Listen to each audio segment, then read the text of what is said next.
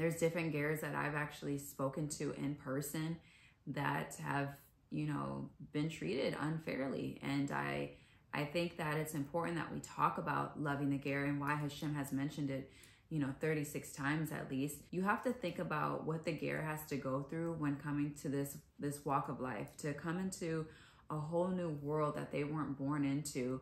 You have to realize how lonely that can be. I think every Jewish household should be talking about the ger and the importance of the ger, and to love the ger.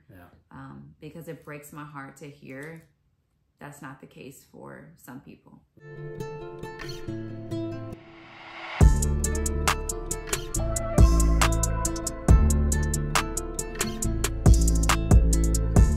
Shalom, everybody. Bochim habayim. She didn't know I was going to hit y'all with that, huh? Nope. Did not. Welcome to our channel. We're House of Lev. I'm Akiva. And I'm Hava. And we want to talk about something that's very, very, very, very dear to our hearts. Something that's very important. Something that we think that should be discussed more. And that is the mitzvah of loving the ger, the convert. I think it's something that needs to be spoken about more. And we're not saying this like we want people to love us, right? Or anything like that. There's a reason. There's a reason why it's the most spoken of mitzvah in all of the Torah. And, you know, according to most sources, it's mentioned no less than about 36 times in the Torah. Not to discriminate against the ger, to love the ger, to treat the ger with respect and love. Anytime you see in the Torah where God is repeating things and he's talking about things over and over and over again, one thing is to show us the importance of that thing. And I mean, if something is spoken about 36 times in the Torah, I think it requires some attention. I think we should be taking it serious. Yeah, and so we really felt it in our heart to talk about this because, I mean, listen, we have one of the best communities when we came through this process of conversion, and we were treated with so much love, so much respect. And even through all of you online, I mean, we've had an abundance of love and respect of how to treat the ger, and so we appreciate that. But that's not always the case for everybody else around the world, and so we just felt like we wanted to talk about this. We do get lots of messages, or we get emails from people that say, you know, I wasn't treated this way, or, you know, I hear your guys' story, and it's so beautiful to hear how amazing, you know, your community sounds and how you were just welcome. That was not the case for me. And there's different gers that I've actually spoken to in person that have, you know, been treated unfairly. And I think that it's important that we talk about loving the ger, and why Hashem has mentioned it, you know, 36 times at least, because you have to think about what the ger has to go through when coming to this walk of life, to come into a whole new world that they weren't born into. You have to realize how lonely that can be, right? I mean, we're blessed because we have each other and our beautiful 6 kids. So it's like we had our own like tribe right there, right? But some people come into this single. Some people come into this with just their spouse. Maybe somebody, maybe it's a single parent that's coming onto this journey, right? With a kid or with their kids, right? Whatever the situation is, I just think that, you know, it's important that people have an understanding of how to treat the ger, because like I said, again, you're coming into this way of life where you're changing everything. You're leaving the old and coming into the new, right? Which can mean that your family maybe disowned you. I can't say that's the case for us. Like I said, everybody's situation is different, but we've heard stories that people's families disowned them. They didn't talk to them anymore. You know, they don't, now they have their siblings don't even talk to them. So just thinking about things like that. And so if there is people that, you know, are coming to your community that are new, that are gers, that are going through a conversion process, always make sure that they feel so welcomed and loved, that they are invited over Shabbat dinners, right? That they never feel like they have to have a Shabbat dinner by themselves unless they choose to do so, but should just be treated with love. And also, I think it's important, us as parents should be teaching our kids the love for the ger. I can't express to you how many stories I have heard, and, you know, to see that some children were treated unfairly because they weren't born into this way of life. And I think that's a lack of education to our children. Yep. And it's important that your children know that, because the ger should be treated with so much love and respect. And especially for a child that's coming into this can be so sensitive. So it's life-changing for them. And sometimes they don't even know how to express their emotions. And so if they're coming to this way of life and it's hard for them to already kind of express things, and then other kids are being mean to them, they don't understand that. And so again, if I can only stress enough, like, this should be in your Torah learning and your discussions with your kids. This should be a conversation that is brought up. I think every Jewish household should be talking about the ger and the importance of the ger, and to love the ger. Because it breaks my heart to hear that's not the case for some people. We've heard some very, very heartbreaking scenarios, heartbreaking stories about, you know, like she said, you know, kids getting bullied, you know, kids being made fun of. And you got to just imagine a kid specifically coming into maybe a new school or a new community, a new shul. It's all new for them. It's all new. They don't know what's going on. And we've just heard countless times of just these kids feeling like they don't fit in. You know, they come running back to their parents. You know, such and such, you know, talked about me this way. You know, I don't want to give too many specifics, but it's just tough. So everything that Chava said, these are conversations that need to be had like throughout every household, if possible. You know, and also too, you know, adults need to learn, right? I mean, the only way for the kids to know is, you know, the adults need to be educated first, right? But these aren't things that just happen to just kids. Adults go through these things as well. You know, obviously, we're talking about going through a gerus or ger process, and adults come into new communities, and they walk into a shul for their first time, and they're looked at crazy. Or they're hounded by a whole bunch of questions. What's your lineage? Where you come from? What are you doing? What's your belief? What is this, right? And so, you know, you're not supposed to be hitting that person with all these types of questions and trying to find out their background and find out this, right? You're not even supposed to be going hard like that on that person going through that process. And can I just add to that really quick, because that's not a person in a community's job to do that. Your rabbi already handled that. Facts. If that person came to your shul, there was an invite. That means that there was a security check, a background for this person. You're not going to get somebody who's just going to randomly come up and walk into that, because obviously people would know. But for the most part, like, we've seen it in our community, and our rabbi has been in communication.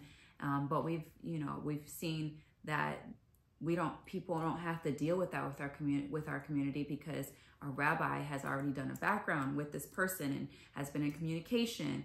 And so it's not like we have to hound. Nobody hounded us when we came into our community. It was like, what's your lineage? Where did you come from? Like, people actually didn't even treat us like we were converts, to be honest with you. So I think that's how it should be, because you have to think of how intimidating it already is for somebody's first time stepping foot into a shul and never experienced that before. So, you know, your first impression is everything.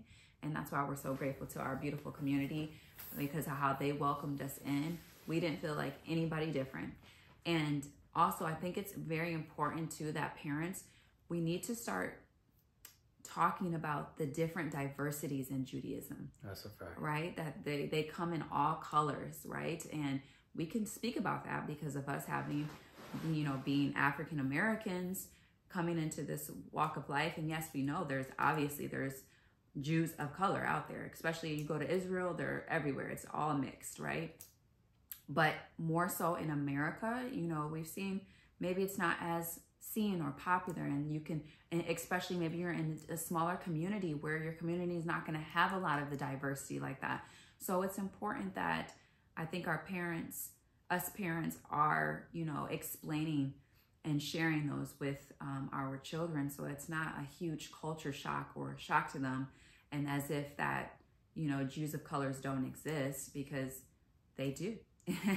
They have lineage as well too, and so I think it's important for a parent to discuss that. Yeah. So let's find some sources to kind of show, and we'll put them either on the screen or somewhere in the description. But I'm reading from a website called TorahMusings.com, and it says, towards the end of Parsha Akev, Moshe contrasts God's power and mercy, deriving a moral lesson. Chapter 10, verse 17 through 19, for the Lord your God is the God of gods and the Lord of lords, the great, mighty, awesome God, who does not show favor and does not take bribes, who executes judgment for the orphan and the widow and loves the stranger, which is the ger, giving him food and garments. You shall love the stranger, love the ger, for you were strangers in the land of Egypt. So just a little bit of terminology. In the terminology of the sages, the word ger used alone means a ger zedek. For example, a proselyte, or someone who's joined himself to Am Yisrael, the Jewish people, through circumcision and immersion, and has taken upon himself all of the Torah's commandments. In the Torah, however, we find the word ger is used to refer to a stranger, a person from a foreign land who is living in Eretz Yisrael, the land of Israel, a land that is foreign to him. This is born out of the verse cited above, for you were strangers, gerim, in the land of Egypt. There's no question of a reference here to any sort of conversion or assumption of a new identity. The term gerim simply denotes living amongst a foreign people. There are also several places in the Torah where Am Yisrael are referred to during their time in Egypt as gerim. Examples of the same meaning in different contexts includes Abraham's words to the children of Chet, in quotations, I am a stranger and a resident, a ger ve'toshav, in your midst. Bereshit 23 and 4. He called him Gershom, for he said, I have been a stranger in a foreign land. Shemot 2 and 22. As Rashi in Shemot 22:20 notes, wherever the Torah uses the word ger, it refers to a person who was not born in that land, but rather comes from some other land to live there. So on the basis, the simple meaning of the commandment to love the ger is that one should love any person who comes to live in Israel or amongst Israel. This meaning is connoted most strongly in other places. In another place, Vayikra 19:33 and 34, where the same commandment is reiterated. If a ger lives with you in your land, you shall not wrong him. A stranger who lives with you shall be for you like one born among you. I want you to hear my words very clearly. A stranger who lives with you shall be for you like one born among you, and you shall love him as yourself, for you were strangers in the land of Egypt. I am Hashem. This is very, very important to understand, because, you guys see some of the comments. We get comments of people saying things like, oh, a convert will never be a real Jew, whatever that means. Right? A convert will never be a Jew. You're a convert. You weren't born into this people, right? But the Torah says differently, right? Is that no, when you convert, right, you go through a halachically correct conversion process, then you are as if you were born a Jew. You are completely 100% Jewish. So yes, you can be born a Jew, or you can convert through circumcision, through immersion, and the acceptance of all of the Torah's commandments, and you can become a part of this incredible Jewish family, such as what we did. Just to reiterate again, these conversations should be had. They need to be had. And I think it's very, very important because, like never before, there's so many people coming through the conversion process right now. Yeah, because the Mashiach is coming, so we're gonna see it more. This is why we wanted to talk about this. That's right. And so, and once Mashiach comes, there will be no more processes, right? Nobody can start the conversion process once Mashiach comes. And I'll put that source down below or on the screen as well, so you can see that for yourself. It's a beautiful thing. It's a beautiful thing. We're proud of each and every one of you guys who are going through this process. Stay strong. Or have gone through this process. Or have gone through the process. If you've gone through it, Mazel Tov. Welcome to the family. But if you're going through it, we know what it's like. And we know that everybody's situation is different, right? Some people have, more challenging situations than others. Yeah. We were fortunate. We didn't have crazy situations, for our process. But that's not the case for everybody. Mm-hmm. So wherever you are, stay strong, pray. Make sure you have a rabbi that believes in you. Make sure you have a rabbi who has your back, who's going to really help, and you have the support that you need. And you'll be good to go. Be good to go. Mm-hmm. Absolutely. Yeah. So thank you guys again for tuning in, for watching our video.